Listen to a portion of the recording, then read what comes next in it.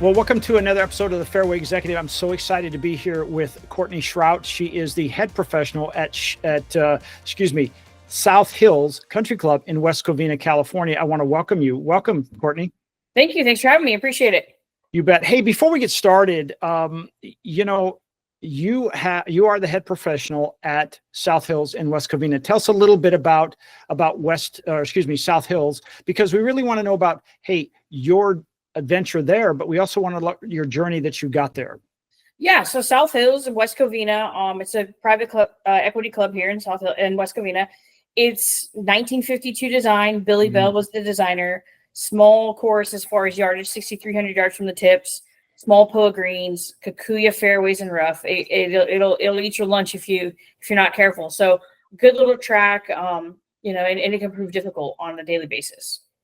I think about what you just said, 6,300 yards. There was a day when 6,800 yards was a really long golf course. And, 6,300 yards and a tight golf course can really be a challenge, especially when you say you have Kikuya rough, or did you say fairways? Both, yes. Wow, that's really rough, even if you're in the fairway. And then you have Poe greens, correct? Yep, Poe greens. Well, I've seen some pictures of your golf course, and it is spectacular. It's really beautiful. I've also seen that you have a lot of members that have been there a long time that really have nothing but good things to say about it. What do you think really stands out about South Hills? Yeah, so I would say, we pride ourselves on our customer service here at the club, but also the culture of the club. And that's what's kept these members here a long time, is not just the culture that the service staff creates for them, but the longevity of it. We have generations of families here. One member in particular, he grew up here as a kid, lived behind the first green. He's now a member. He's older, in his 70s, and one of his two sons is a member here now, and they bring the grandkids out. So it's very generational. Kids grow up here, and then when they become old enough, they join as a member here. And it's just a revolving door of members and families staying here for a long time, which is great because you never lose that history and that tradition of the club. And so we're able to learn different things about the club and really rely on some of these people that have been here a long time to kind of tell us how it used to be when when we were here, or, even before I was born. So, there's a lot of great history in the club as well. Well, you used a term or a phrase that a lot of people in the industry today have never heard: equity. And because you've been at other places, tell us what you see, and it's not good or bad. It's just a reality of what's the difference between working for an equity club where the members own the club versus a corporate, because let's face it, corporations own a lot of our golf courses today. They do. And, equity is great. You have to be prepared, though, for everybody to be your boss, right? So that's nice thing. We're committee driven. So a lot of our changes, our decisions go through certain committees. For example, I sit on two committees. I sit on the tournament committees, also known as golf committee. And then I also sit as a liaison on our greens committee, just for playability and such for tournaments. So they make a lot of decisions, and it has to go through our board of directors. So it's great because we get a lot of advice. We get a lot of input from other people, the members, what they want, what they like to see. And we're here, we're driven by service, providing a great customer service to our members, our guests. It's not necessarily like most corporations where it's all bottom line driven, and I think that's a big difference, and people who struggle sometimes in corporate, I think, feel they're trying to provide a service, but they're also still worried about the bottom line. And sometimes one has to give for the other to be true. Do you feel like that the opportunity is different at an equity club, as you say, to serve your members, because you are getting feedback from, I'm going to call it, in the trenches, on the ground, from your members talking about number 7, and maybe there's something out there they're aware of, and you hear that and you're like, okay, that needs to be taken care of, versus someone who's in an office away, like I worked for Club Corp for a year, or for years, and somebody in Dallas saying, hey, we need to do X, Y, and Z, because it was bottom line driven. Yeah, I think that's, for me, that's what I've really enjoyed along the way, is making those relationships with people. Most of my career has been in a form of private country club.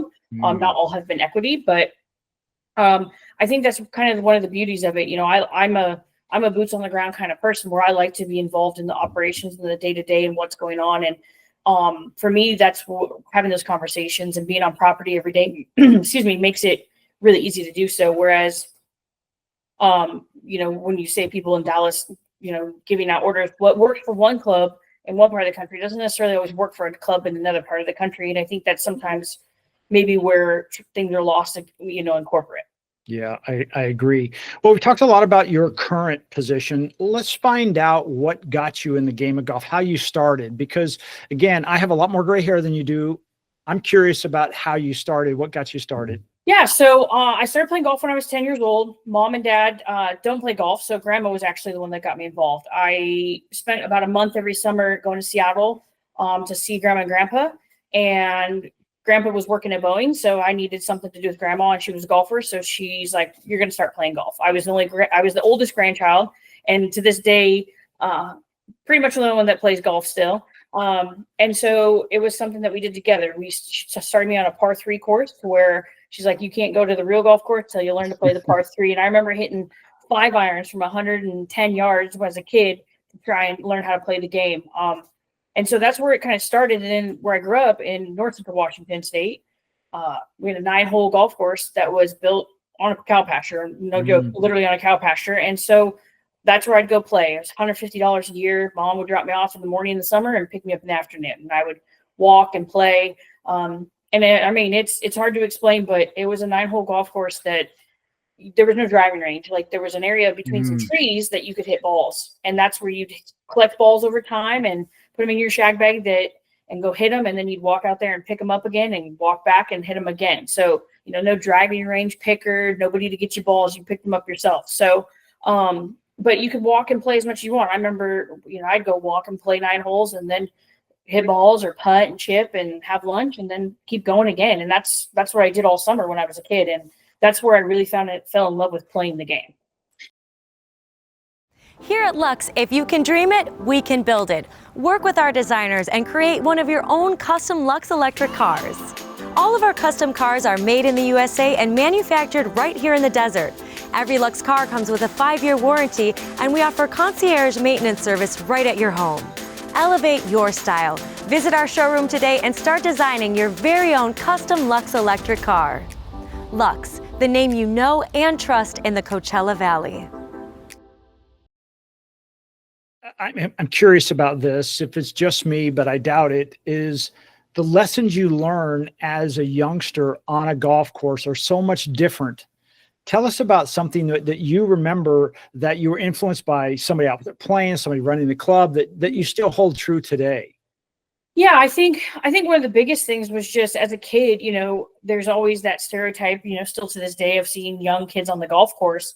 And I remember the pro there at the time, he's passed on now, Bill Sproul. He came out and he's like, "Okay, yeah, I know I can see you're going to be here every day." He kind of took me under his wing. He's like, "Here, you got to make sure you're watching out for other people and just kind of know what's going on around you."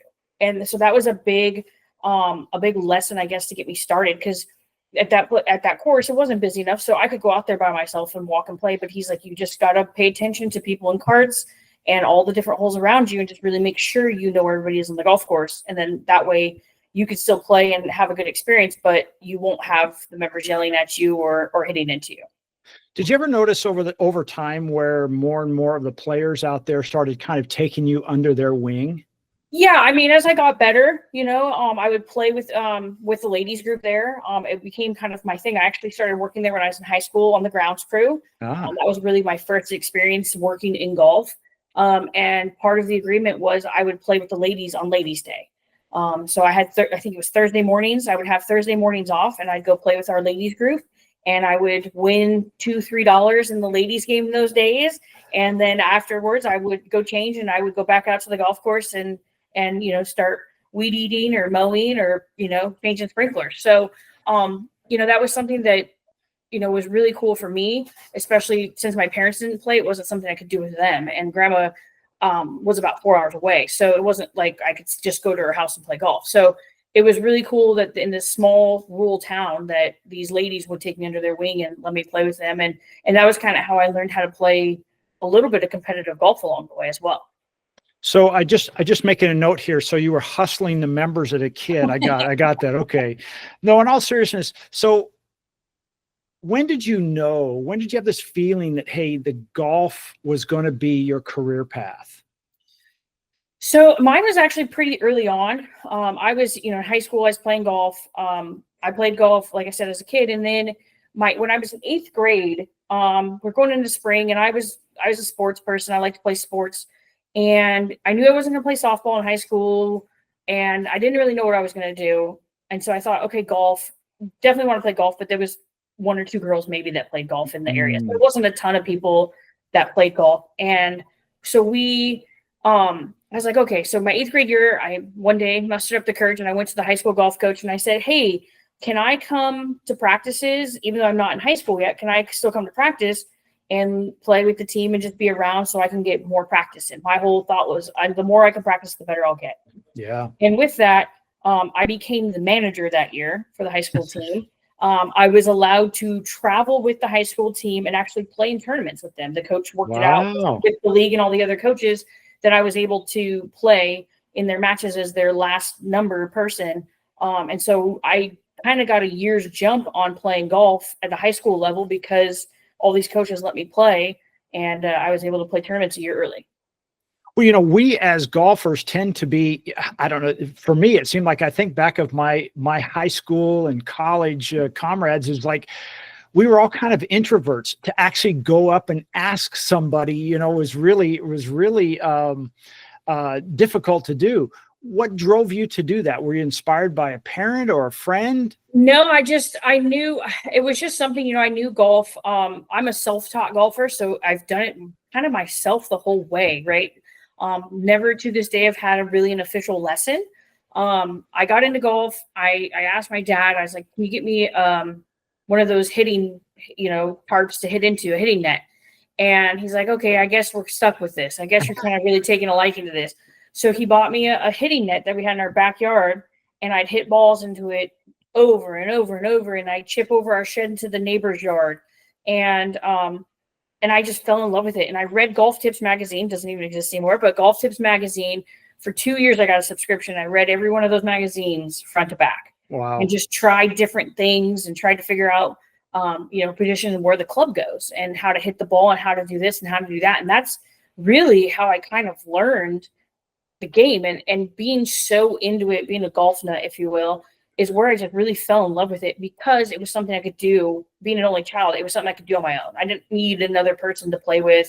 I didn't need somebody else to do the game with, like, baseball or volleyball or, anything like that, throwing a ball around. So it was nice that I could do it by myself and be in competitions by myself too. Did you ever stand at that crossroads and think, okay, I'm going to either go down the business side or I want to play, or was it one or the other? Did you ever think about, hey, I'm going to go to the playing side? Yeah. I think we all do it at some point, right? When we get into it and we're working hard to get our game to a certain level. I learned very early on though, that there was no playing. And honestly, as I've gotten older, I've thought about it, the travel that comes with playing professionally and playing on tours. I'm a homebody. I don't like to, travel a lot. So it would have been hard for me for sure. But I like to play in section events here in Southern California, and I like to play in Metro Chapter events. And so that's kind of where my tournament career has stopped, which I'm totally okay with. The rest of it, I'm like, that's a lot of work that, you'd have to put a lot of time and effort in to doing all that practicing and staying on top of your game. Well, I know you said you're kind of a homebody, but looking at your career, your resume says, hey, you've been all over the place. Talk about that. Yeah. So my first golf shop job was in college, part-time at Lewiston Golf and Country Club, where I was going to school there in Lewiston, Idaho. Started there just as a shop attendant, answering phones, covering shifts, and then really, got into it.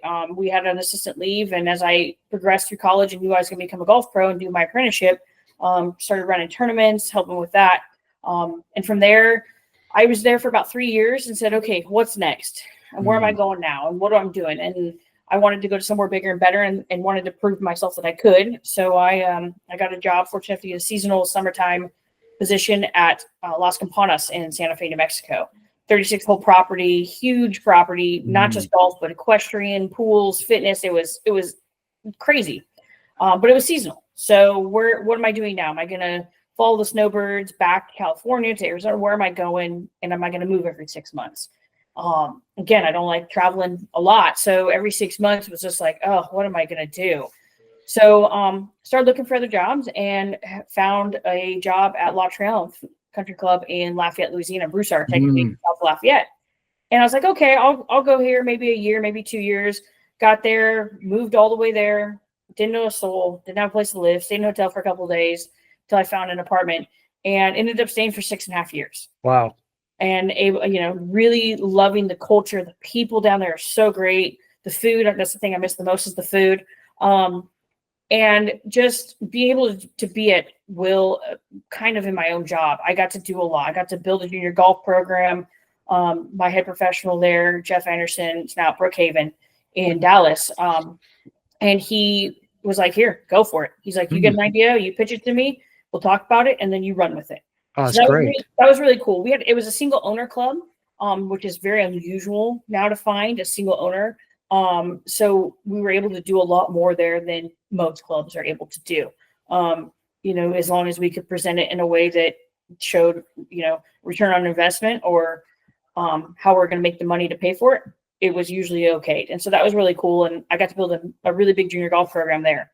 And then as I started to get older, I was like, Mom, Dad are out on the West Coast, Grandma, Grandpa. So it's probably time to start moving back as they get older, just so I'm closer to them. My dad's in Palm Springs, so it makes it nice and easy, hour and a half away. Plus I have 2 dogs, so he's the babysitter when I'm out of town. But yeah, so I just figured it was time to get back to where it's easier to get, be closer to family, to get to them easier. And so I made the jump to California, and I've been in California now for about 6 years. Wow. So I'm just curious, you said something earlier, a word, apprentice. And I know when I grew up in the business, which was a long, long time ago, that an apprentice meant, hey, my head pro was teaching me how to become a head professional. It's changed a little bit, or has it? It definitely has. So, when I came up, it was in what they're calling now not the original program, but the 1.0 program. I was actually the last class to go through that, where you still got sent books that you had to read through the big, I don't know if you remember the big club manufacturing book, the club repair book, the red one. So, I went through that. I was the last class to go through that. I had to go to Port St. Lucie to take tests there at the education center. And so, it was great. And I looking back on it, I really enjoyed it because Here at Lux, if you can dream it, we can build it. Work with our designers and create one of your own custom Lux electric cars. All of our custom cars are made in the USA and manufactured right here in the desert. Every Lux car comes with a 5-year warranty, and we offer concierge maintenance service right at your home. Elevate your style. Visit our showroom today and start designing your very own custom Lux electric car. Lux, the name you know and trust in the Coachella Valley. Center. And so, it was great. And I looking back on it, I really enjoyed it because I got to meet a lot of people from all over the country. We were all there for the same reason. So it was like instant friendships, collaboration. So that was really cool. Now the program has changed, and it's taken me a while to figure it out too, just because it's different and it's online. But, I think with how the world is now, like us on this video chat, it's a lot easier for more people to have access to it. Versus mailing books and trying to go to PGM universities. There's a lot more access to it now. So it's a lot more streamlined. They have the ability to do their work online. Most young kids these days only know computers versus writing. Or I remember I was taking pictures with like throwaway cameras to try and get my pictures for my books done. So, it's definitely a lot has changed, especially with technology. It's made it a lot easier for them to see the work, get the work, and get the work back to PGA for grading.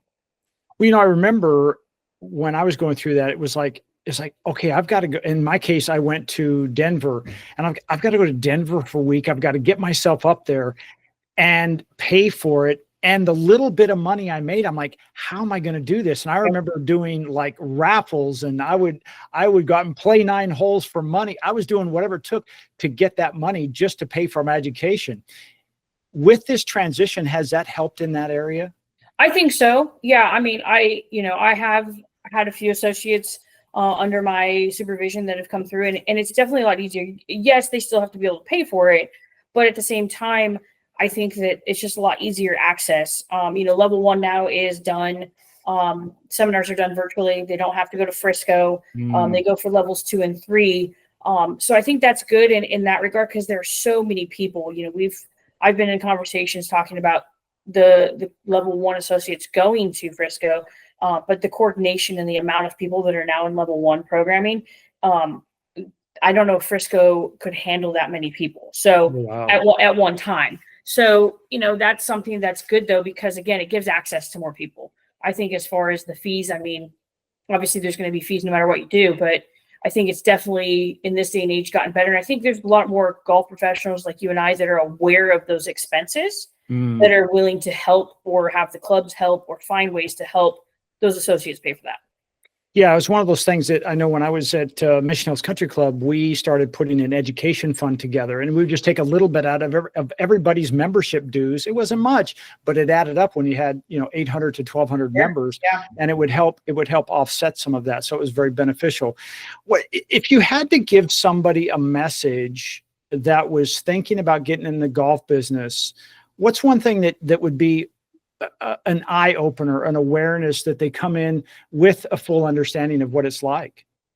Yeah, I like to tell everybody, my people that I talk with, whether shop guys, peers, associates, anybody in the industry, and I've been told this a long time, is to reach out, right? The biggest thing is to ask the questions and not be scared. I'm guilty of it, where I have met golf pros along the way that in my eyes are celebrities in our industry. And you're like, oh, I can't talk to them. The second you ask them to talk to them, they're like, sure, of course, So I think that's something too, is just don't be afraid to reach out and ask questions. Most golf pros that I've ever met are very willing to help and answer any questions that you have about the industry, whether it's getting into the industry, advice for situations or challenges that you're facing. It's always just reach out and ask the questions, because somebody somewhere has already dealt with that and they're more than willing to help you.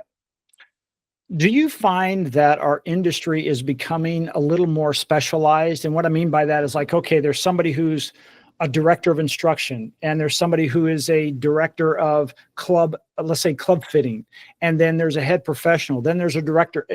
What are your thoughts on it? Is that a good thing, bad thing? Is it just part of growth? I think it's a good thing, because I think it's, if you look back at the history, right, and when you had the classifications, for example, there used to be just a few classifications, me being an A1 as a head professional. So I think now with it a little more redefined, it gives the industry a better opportunity to get more expertise, right? You're not relying on the head professional necessarily to be the expert at every single thing. Yes, they can do all of it, but hey, if you're really looking for a good instruction, you need to see the director of instruction.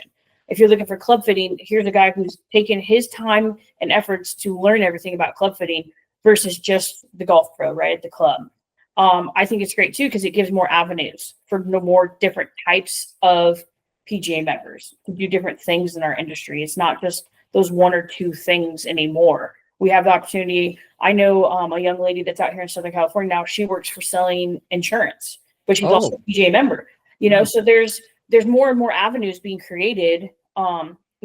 People who used to work at the companies at Titleist, TaylorMade, they weren't necessarily PGA professionals, and now you're finding more and more PGA professionals working for club manufacturers or companies as sales representatives or somewhere in the business. So I think it's great, because it, like I said, it gives the opportunity to each person to kind of really hone in their skills to really be an expert in that field, versus just relying on, like back in the day, your head golf professional to be the one that does all of it. So it gives them the opportunity. Yeah, I remember the day when, as a young golf professional, somebody said, can I get a lesson? I'm like, and I was a good player, I was a very good player, but I was kind of like you, self-taught.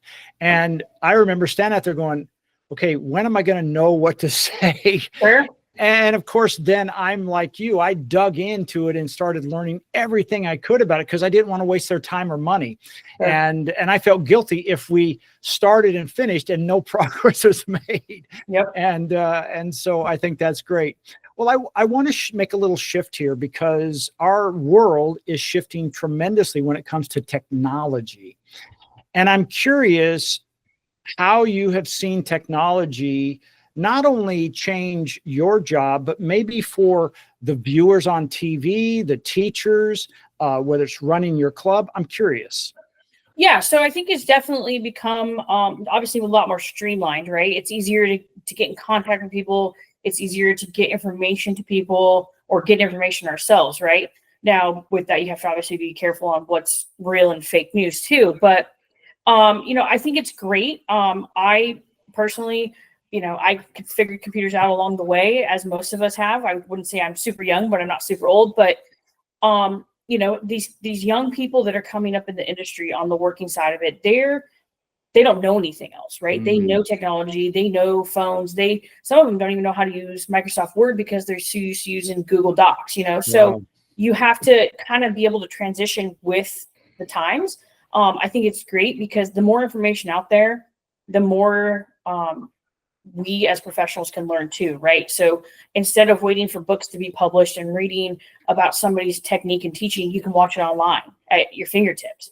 Now, on the consumer side, that gets a little tricky when you have people taking lessons on YouTube, not understanding what they're doing, right? And saying, come for a lesson, they're like, well, on YouTube, I watched this, and this is what they said to do. It's like, for that swing, yes, that works, but for your swing, we can't do that. So that has proven a little tricky, but I think it's great. Video has been awesome. It's come a long ways. TrackMans, Foresight, it's all come a long way. And I think it just makes our jobs easier if you let it. You can't fight it. So like the data that you mentioned TrackMan. So the data that TrackMan can deliver, that definitely takes an expert to be able to tell people the ball speed, the launch angle, all that stuff going on. So otherwise it could be just a lot of gobbledygook, couldn't it? Yeah. And that's where, I found that when I've put people on TrackMans, they are like, well, what's this number? What's this number? I'm like, let's not worry about the numbers. I'm going to tell you the number that you need to know about. And so it can be data overload, right? It can be, especially for the amateur golfer that doesn't understand it, right? And so that's where we come in, and that's where going back to those different avenues and really honing in expertise in certain areas is beneficial because for me personally, I'm an operations logistics person on a golf pro day-to-day and tournament operations. Those are my expertise. I teach, I can club fit, but that's not where I've spent a lot of my time learning.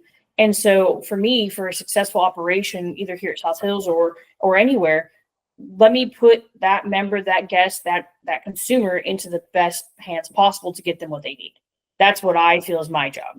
I think that's great. I think it's great that you have that awareness, and it sounds like you've built the people around you then to fill in those expertises that you'd say, I'd rather not do that. I can, but I'd rather not do that. How do you do that? Yeah, I mean, you just, it's a team game, right? So specifically here, it's, I have the people that work in my golf shop, and I'm like, okay, well, you need to take a lesson with my first assistant because that's where he's going to be. He's the expert in that part. So that's where, it comes to knowing your team and building the team around you with all the different pieces. You don't want a bunch of the same people working in your golf shop because we're all going to be the same. We need people who have expertise in different areas.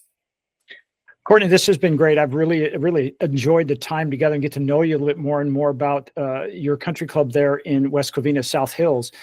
Before I let you go, I want to ask you a couple of additional questions. One is, again, you moved around a lot. In my day, it was really almost like a badge of honor. Like we stayed at one place for a long, long time, and moving around was usually a sign, well, Jeff got fired. But it's different. How did you view it, and what lessons did you extract that maybe then you teach that those people working for you? Yeah. So, I mean, for me, it was all about opportunity, and I felt, at certain spots that maybe I'd hit the ceiling of how far I was going to go, or location. For me, a lot of it was based on getting back to the West Coast where I'm originally from. But, at certain points it was, I've hit this ceiling. I'm not going to do more than what I'm doing, and I want to do more. And then it was, then when I got to California, it becomes a journey of, okay, what's the next step? Am I going to maintain being an assistant pro?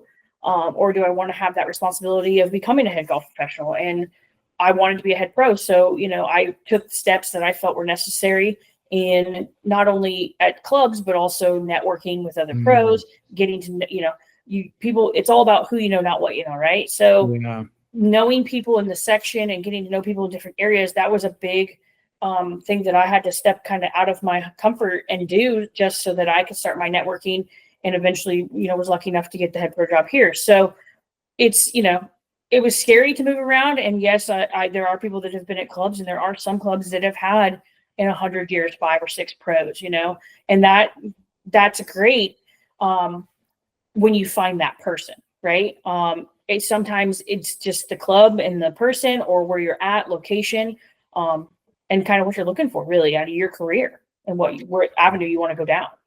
How much time do you spend, I'm going to say, doing some career counseling with your staff when you realize, hey, it's maybe nearing that time? I'll give you an example. Let's say your first assistant who does have a love for teaching, and really the next position for he or she should not be to be a head pro, but maybe now work at a place where it's primarily only teaching. That is a, like a director of instruction type of job. How much time do you spend with them on things like that?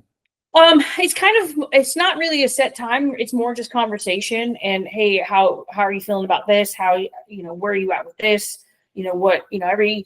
Every day almost kind of at some level, right? It's talking about, not only their professional growth and their journey, but their personal lives. We spend a lot of time together, when you're at a job like this. And so we get to know each other. We get to know, what goes on in their life, and, whether they're young and they're going to have a family, whether they're not going to have a family, whether they want to move somewhere because they want to be next to where they came from.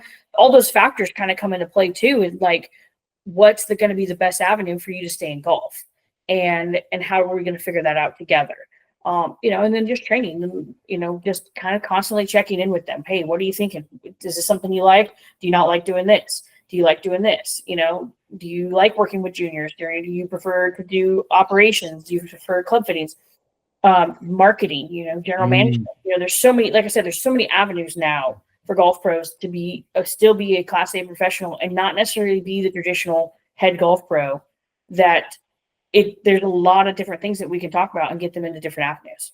I think that's great. How much time do you then spend with your, I would say your equals, to kind of understand where those opportunities lie and see when you can put that puzzle piece together? I have a good network of professionals I've developed here.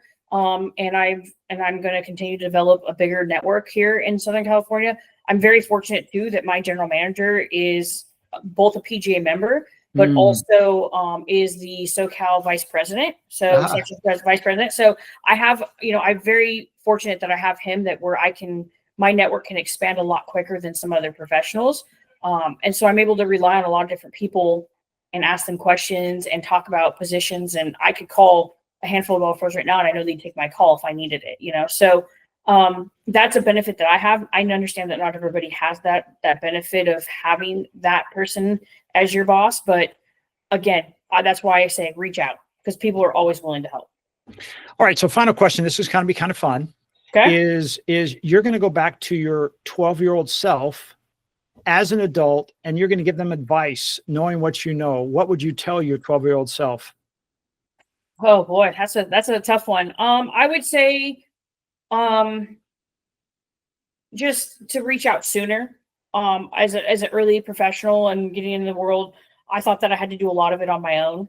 I didn't feel, that's why I'm so big into mentoring other professionals now and trying to help people as much as I can, is I didn't have a lot of that along the way. I didn't have people reaching out to me and saying, hey, how's your bookwork going? How's this going? What can we do to help you get better? What avenues do you want to go down? I didn't really have that along the way versus myself going out and finding it. And so I would just tell my 12-year-old self to not be afraid to ask for help and to figure out the industry just sooner and quicker and maybe define it a little earlier on in my life. But, I got to where I'm happy. And so I want to give back to everybody else and get them to where they want to be.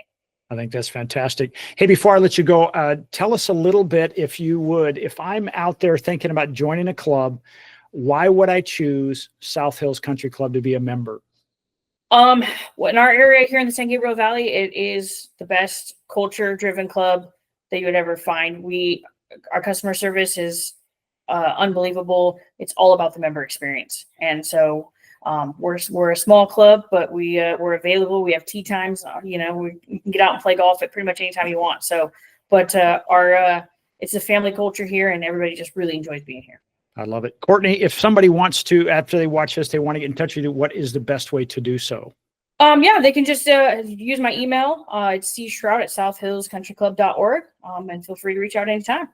Fantastic. Well, Courtney, thank you so much. I really appreciate it. Keep driving the ball down the middle and helping everybody grow their games over at South Hills Country Club. Thank you so much for joining us for another episode of the Fairway Executive. We'll see you again next week. I'm Jeff Harrison. Thank you.